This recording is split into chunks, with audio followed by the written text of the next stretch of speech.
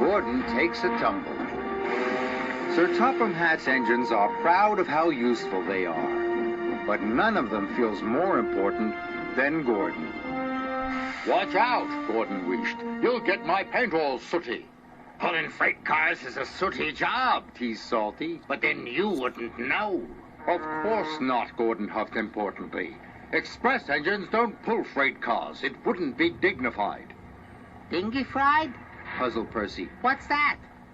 Dignified, Gordon corrected. It means... It means that someone's too big for his buffers. Teased Salty. Pah! Said Gordon, and he puffed away.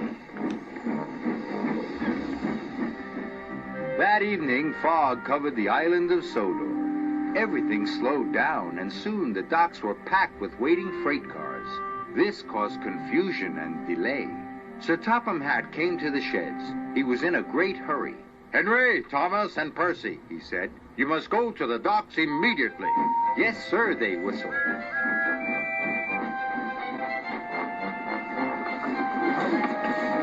Then Sir Topham Hatt turned to the big blue engine. You too, Gordon, he said. I need a big engine to take the freight cars where they won't be in the way. Freight cars? Huffed Gordon. He could not believe what he had heard. Gordon wasn't happy to be pulling freight cars. He waited impatiently while they were shunted into place. Hurry up, he chuffed.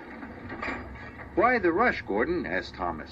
If I must pull freight cars, then I'll show Salty how an express engine pulls freight cars, Gordon huffed. Careful, Captain. Salty tooted. You don't want to get too big for your buffers. But Gordon ignored Salty.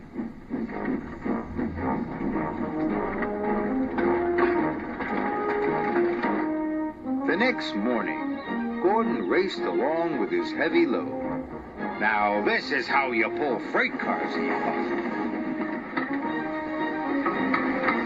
But the signalman had accidentally left the point switched to the branch line. Gordon rattled through the junction. That's strange, he exclaimed. I'm on the branch line. Oh no, the signalman cried. Express trains aren't supposed to go that way. But it was too late. Gordon had already raced into the distance. The old branch line was weak and rusty. There were signs warning all the trains to go slow. But Gordon ignored the signs. I'm an express engine. I don't go slow, he said, and he went even faster. The branch line couldn't take his weight, and the rails buckled. Whoa, help! Gordon cried as he slid off the tracks and into a field.